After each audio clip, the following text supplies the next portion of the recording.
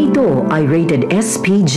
Striktong patnubay at gabay ng magulang ang kailangan. Maaaring may masiselang tema, lengguwahe, karahasan, sexual, horror o droga na hindi angkop sa mga bata.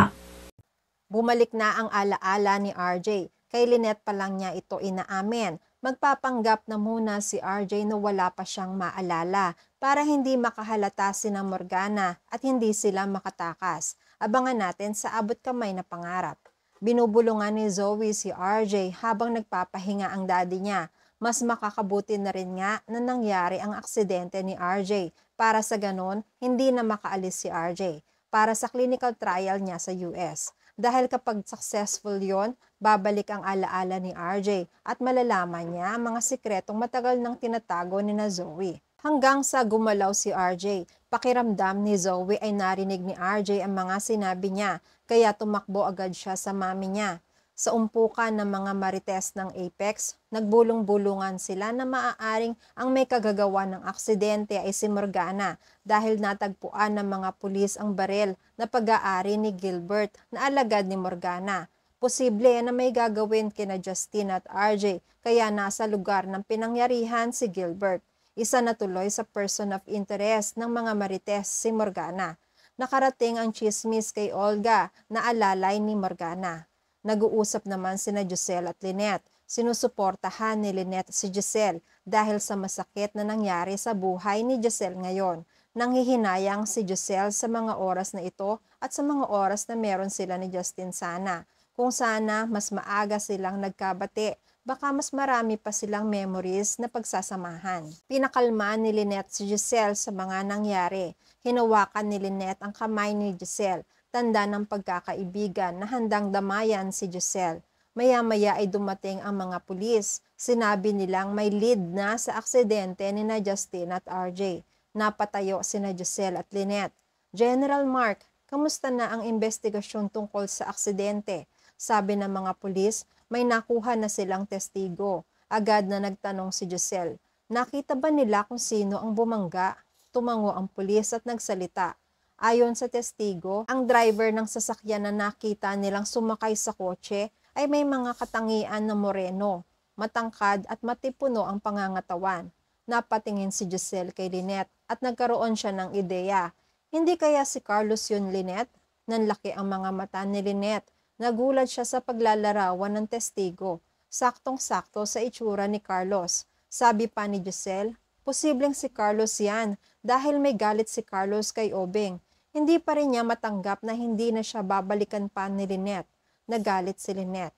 Hayop talaga yung Carlos na yan. Pati mga inosenteng tao na dadamay pa. Kailangan mahuli nyo na siya, mamang pulis. Kung hindi baka mas marami pang tao ang madamay sa kasamaan niya. Humingi naman ng tawad si Lynette kay Giselle dahil sa kagagawa ni Carlos. Sabi ni Giselle, hindi mo kasalanan ang nangyari. Nagkataon lang na masamang tao lang talaga si Carlos. Hayop siya. General, gawin niyo ang lahat para mahuli si Carlos. Kahit magbabayad pa ako ng mahal, makulong lang ang kriminal na yan. Handa namang tumulong ang mga pulis. Sa kabilang banda, naichika na ni Olga ang mga narinig niya sa umpukan ng mga nurse ng Apex. Sinumbong agad niya ang usap-usapan tungkol sa aksidente. Kahit si Olga ay napapaisip kung sino ba ang may gawa sa nangyari. Kaya naisipan niyang tanungin si Morgana. Madam, totoo bang wala kayong kinalaman sa aksidente? Kasi kung hindi, sino po kaya?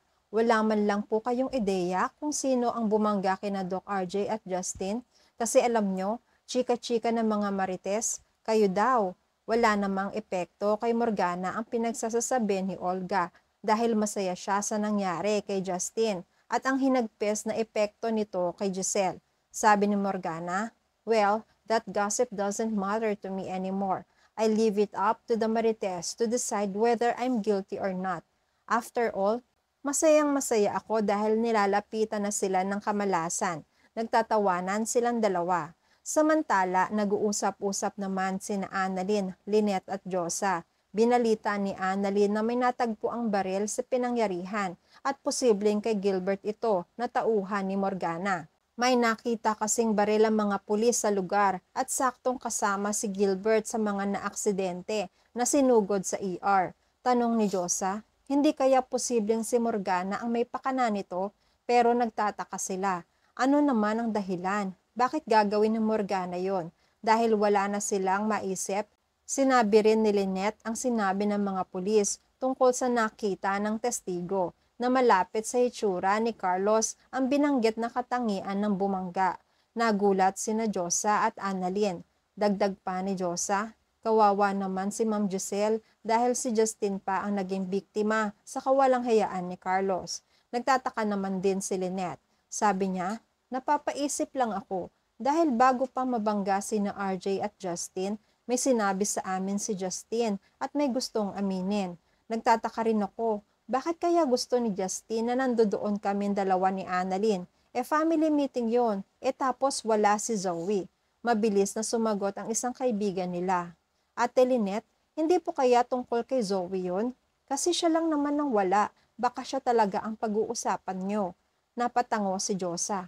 Parang tama nga. Oo nga Lynette, malamang tungkol kay Zoe ang gustong sabihin ni Justin.